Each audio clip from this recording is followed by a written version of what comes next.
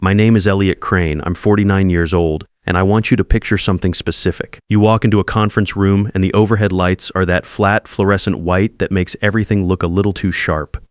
17 people you've worked with for 8 years are already seated. Every one of them has a stapled document face down on the table in front of them. Nobody looks up when you walk in. One guy you helped personally rebuild a client pitch 6 months ago is staring at his phone like his life depends on it. The man at the front of the room says, "Elliot, have a seat." He gestures to a single chair facing the group. Then he starts reading. Not performance numbers, not budget concerns. A list 143 specific reasons why you don't belong there anymore. I sat in that chair and listened to every single one. By the time they finished, I already knew exactly what I was going to do. I started at Vantage Consulting when I was 41 senior operations analyst. Logistics sector. My job was to come in, find what was broken in a client's supply chain and fix it. No drama, no politics, just work. The company was mid-size, decent reputation. The founder, Iris Weston, had built something real over 20 years. I respected that. For the first few years, I felt like I was exactly where I needed to be. The work was challenging, the clients were serious people, and I was good at it. That was enough for me. Then Wade Barlow became director. Wade married Iris's daughter, which meant he had a title, a corner office, and zero accountability. He was the kind of guy who spent Monday morning recapping his weekend golf game and Friday afternoon scheduling meetings he'd cancel by Thursday. He talked constantly about client relationships and team leadership and strategic vision. He just never actually did any of it. I didn't complain. I didn't make it my problem. I kept my head down and kept working. That was my first mistake. 6 months into Wade's tenure, our largest client at the time, Farrell Freight and Logistics, hit a serious routing crisis. A software migration had corrupted 14 months of shipment data. They were looking at $400,000 in contractual penalties if they couldn't reconcile the records within 10 days. Wade called a team meeting. Lots of talk about process and escalation paths. Nothing useful. I went home that night and rebuilt their data model from scratch using backup files and manual cross-referencing. Took me 3 nights. When I put the solution on Wade's desk with a short memo explaining what I'd done, he barely looked up. 2 days later, he sent Farrell Freight a report presenting the fix as his own work. The client stayed. Wade got the credit. Iris sent him a congratulatory email that got forwarded to the whole department. I told myself it was fine. One incident wasn't worth a confrontation, except it wasn't one incident. Over the next 2 years, the same pattern repeated across 5 different client accounts.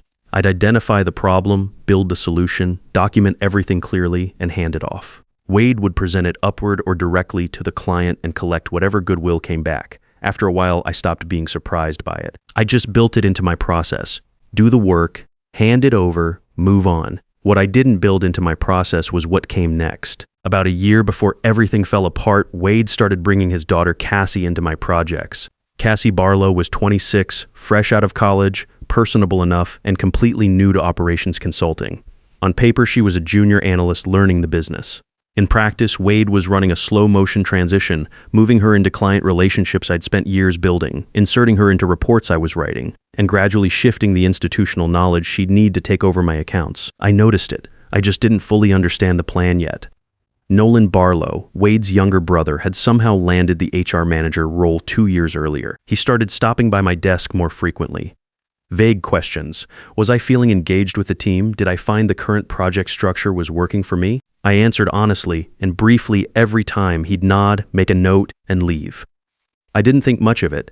Meanwhile, Wade started doing other things. He'd schedule key client calls during times he knew I had internal meetings, then act surprised that I'd missed them. He'd assign me turnaround windows that required working through weekends, then express concern in team settings about my availability, small things individually, not small collectively. Then he asked me to put Cassie's name on the Q3 operations report for Farrell Freight. I said no. The report was 47 pages. Cassie had sat in on 2 meetings and asked 3 questions. Putting her name on it as a co-author would have been a lie to the client. I told Wade that directly and professionally, I offered to list her as a project contributor in the appendix, which was accurate. He didn't argue. He just nodded and said he understood. That was the moment I became a problem that needed to be removed. I didn't know it at the time.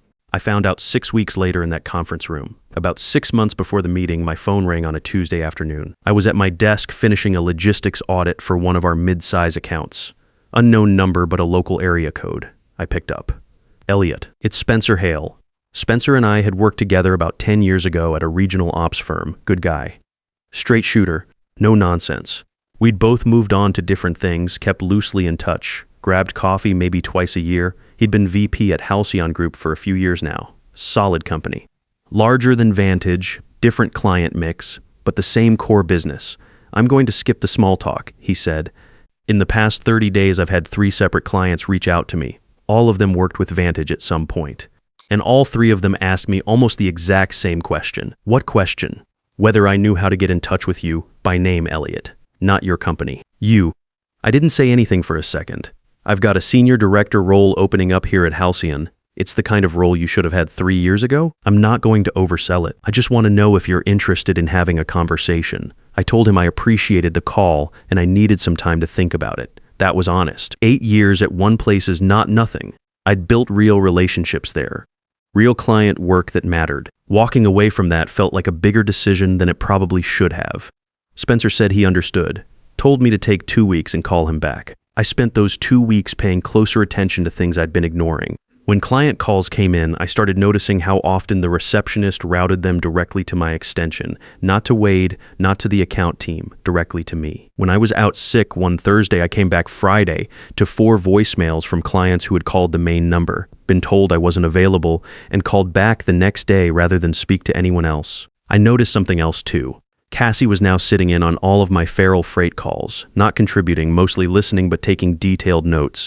Wade had started CCing her on my client correspondence. He was building her a file, a reference document she could use to step into my accounts if I wasn't there. I still hadn't called Spencer back when the calendar invite arrived. Mandatory all staff, conference room B Thursday at 2 p.m. Wade's name on the invite. No agenda listed. The night before that meeting, something happened that I didn't understand the significance of until the next afternoon. Owen Farrell, the owner of Farrell Freight and Logistics, sent me an email at 7:42 p.m. Owen was in his late 50s, practical, direct, the kind of businessman who said what he meant and expected the same back. We'd worked together for 6 years. He wasn't someone who sent late-night emails without a reason. The email was short. He told me he'd sent a letter to Iris Weston that day and wanted me to know about it. He forwarded me a copy. The letter said, "Iris, I'll be brief. If Elliot Crane leaves Vantage, we will not be renewing our contract. We have worked with your firm for 6 years because of him, not because of the brand. I wanted you to have this in writing. I read it twice. Owen hadn't asked me about any job search. I hadn't told him anything was changing. He'd written that letter entirely on his own based on whatever he was observing from the outside. I printed it and put it in a manila folder. I wasn't sure why. Some kind of instinct, I set the folder next to my laptop bag and went to bed. The next afternoon, I walked into conference room B with that folder in my hand. 17 colleagues, 17 printed documents face down on the table. Wade at the front, Nolan beside him with a legal pad. That flat fluorescent light making everything look too sharp. Nolan spoke first. He explained that over the past several weeks, team members had been documenting specific behaviors that impacted the collaborative work environment. They had compiled these observations into a formal list. He turned over the cover page, 143 items. Then he started reading. Number 1, arrives before scheduled hours, creating pressure on colleagues to match the schedule. Number 4, completes assignments faster than team average, generating unrealistic expectations. Number 11, sends emails outside business hours, implying others should do the same. Number 23, does not participate in team happy hours or after-work social events. Number 38, corrects data in colleagues' presentations without prior consultation. Number 47, brings coffee from home instead of using the shared office machine. Number 59, prefers written communication over face-to-face updates. Number 82, does not attend optional Friday afternoon team lunches. Number 103, has detailed knowledge of client accounts that makes other team members feel uninformed. Number 119, rarely socializes in the break room, creating an atmosphere of exclusion. Number 127, stays late to complete projects, setting standards others cannot sustain. Number 131, does not share personal information, making it difficult to build team rapport. He kept reading. I sat in that chair and I let him read every single item. I didn't interrupt. I didn't shake my head. I just listened and watched the room. Most of the 17 people wouldn't make eye contact with me. The guy who I'd spent 3 hours with helping rebuild his client pitch was staring at the table. 2 women I'd covered for last spring when their accounts went sideways were looking at their documents. One newer analyst, someone I barely knew, was the only person who glanced up at me more than once. He looked uncomfortable, like he wasn't entirely sure how he'd ended up in this room. Nolan reached number 138, refused to include Cassie Barlow as co-author on the Q3 operations report for Feral Freight, despite her direct participation in the project. There it was. That was the one that mattered. Not the coffee, not the emails, not the early arrivals. The whole 143-item document existed because I wouldn't put Cassie's name on work she hadn't done. Nolan read the final 5 items and set down the papers. The room went quiet. Wade looked at me. "We'd like to hear your response, Elliot." I stood up. I reached into the folder I'd carried in. I took out the single printed page and laid it flat on the conference table, centered where most of the room could read it. Nobody spoke. Owen Farrell's email to Iris Weston, sent the night before. I hadn't planned to use it. I'd printed it on instinct and carried it in without knowing why. Turns out instinct was right. I gave them about 10 seconds to read it. Then I took out my phone and called Spencer. He picked up on the second ring. "Spencer, it's Elliot. I'm in." Short pause. "You sure?" "Yeah, I'm sure. We'll work out the details tomorrow." I hung up, picked up the folder, looked at Wade. "I appreciate everyone taking the time," I said. It made the decision a lot easier. Then I walked out. Nobody said anything as I left. Not one person. The only sound was the hum of the air conditioning and the door closing behind me. That night I drafted one email, addressed to Iris Weston directly, subject line. "For your records, I kept it short. I told her I was resigning effective immediately. I thanked her for the original opportunity 8 years ago and said I wished the company well." Then I attached the 143-item document Nolan had read that afternoon and wrote one final line at the bottom. "I'm keeping this file as a personal record of my time at Vantage. I hope the company never needs me to share it further. Not a threat, not a lawsuit, just a clear signal that I knew exactly what had happened. I had the paperwork, and I was choosing to walk away quietly. The choice of what to do with that information was theirs. I hit send at 9:14 p.m. and closed my laptop. The next morning I came in before anyone else arrived. Old habit, I cleaned out my desk, packed one box, left my badge on Nolan's keyboard, and walked out to my car. The whole thing took less than 25 minutes. I started at Halcyon Group the following Monday. Spencer met me in the lobby and walked me up to my floor. Corner office, 2 windows, a team of 4 analysts already assigned to my accounts. A calendar that had my first client meeting scheduled for Wednesday morning. It felt like a different world, not because it was flashy or because anyone made a big deal about the transition, just because everyone there seemed to be focused on actual work. Tuesday afternoon, my cell rang. Number I didn't recognize. "Is this Elliot Crane?" "This is Owen Farrell." He'd heard I left Vantage. He wasn't surprised, he said. He'd been watching things deteriorate there for a while. He told me he'd sent that letter to Iris because he thought someone in that building should hear it plainly. He hadn't expected it to end up on a conference table. I told him briefly what happened. He went quiet for a moment. "So they read you a list of 143 reasons you weren't a team player, and your response was to put my letter on the table and call your new employer." "That's about right," he laughed. "Short, genuine. Good, can Halcyon handle our account? We can start the transition next week. Then, let's do that." The Feral Freight contract was worth $1.1 million annually. Owen transferred it completely, the full consulting budget, with a start date 8 days later.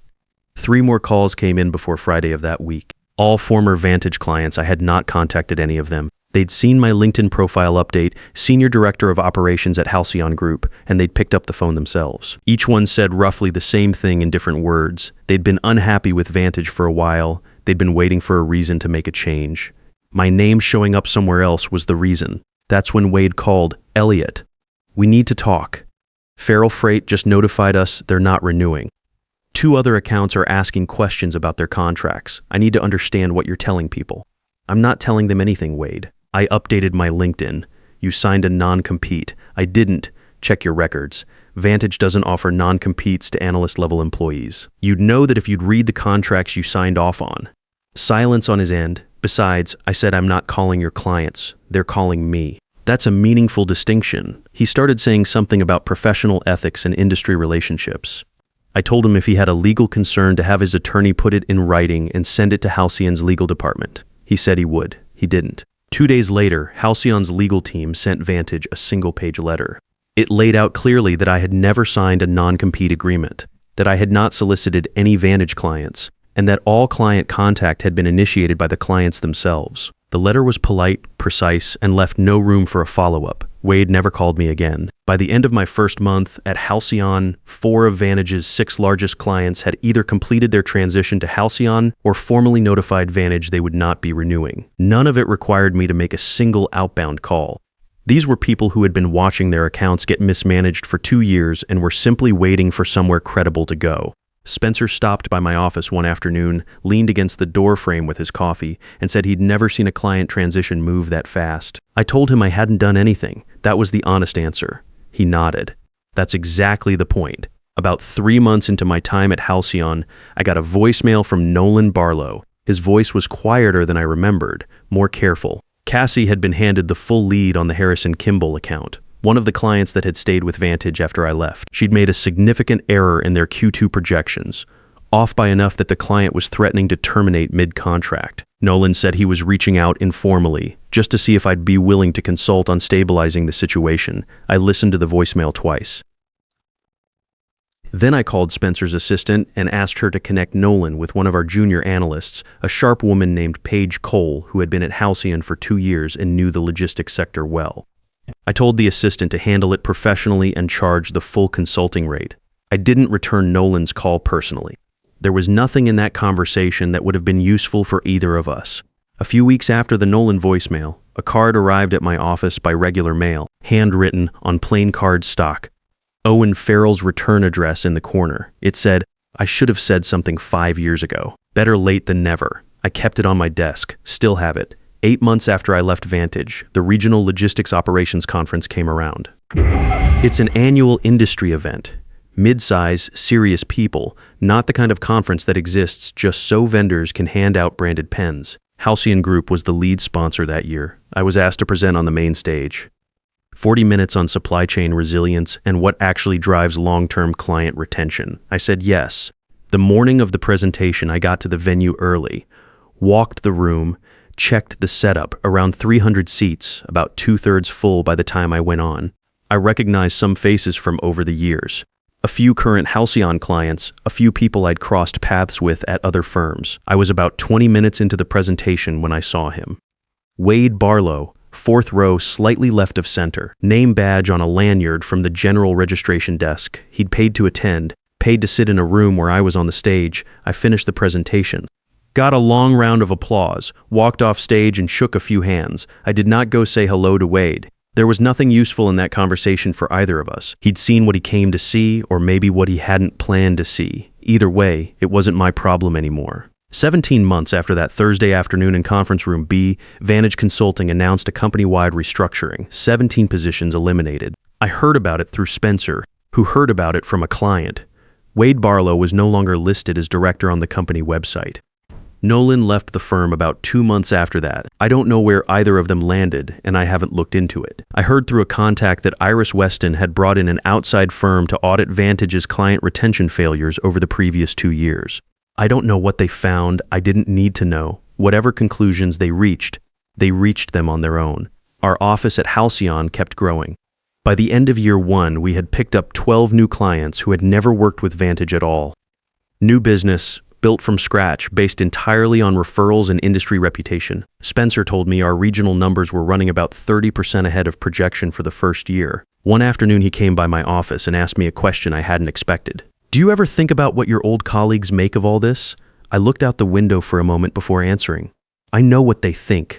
They think I took their clients. They think I went out of my way to damage the company on the way out. Did you? No. I updated LinkedIn and answered my phone. The clients made their own decisions. He nodded. Any regrets? I thought about that honestly. Not about leaving. Not about the presentation or Owen's card or the Halcyon offer. One thing, I wish I'd called you back the same day you first reached out, I said. Instead of waiting 6 months, Spencer smiled and walked out. That's the part of the story I think about most. Not the 143-item list, not the conference room, not even the moment I put Owen's letter on the table. The part I think about is the 6 months between Spencer's first call and that Thursday meeting. 6 months where I kept telling myself that 8 years of reliable work had to count for something, that the results would eventually speak for themselves. That loyalty was a two-way street if you just stayed on it long enough. It doesn't work that way. I know that now the work was real. The results were real. But in a place where the person setting the agenda was more interested in protecting his own position than in running a good operation. None of that was going to be enough. The system wasn't broken. It was working exactly as Wade had designed it.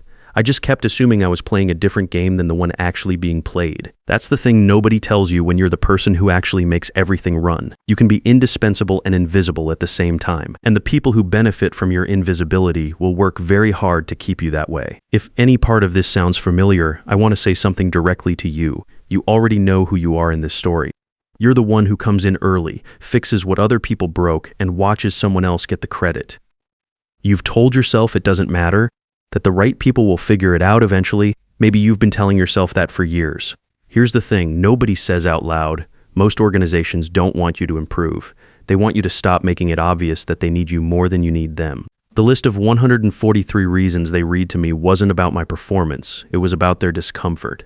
Every item on that list was proof that I was doing my job and they weren't doing theirs. You don't owe loyalty to a system that was built to keep you invisible. Start keeping records. Know exactly what you've built and what would fall apart without you. And when the right call comes, whether it's from an old colleague, a client, or just your own gut telling you it's time, pick up the phone. The market already knows your value. You just have to stop hiding from it. Tell me in the comments. Have you ever been the person holding everything together while someone else got the credit? Have you ever stayed somewhere too long because you believed the work would eventually speak for itself? I want to hear it. Because I guarantee you're not alone in this. And if this story hit close to home, hit the like button and subscribe.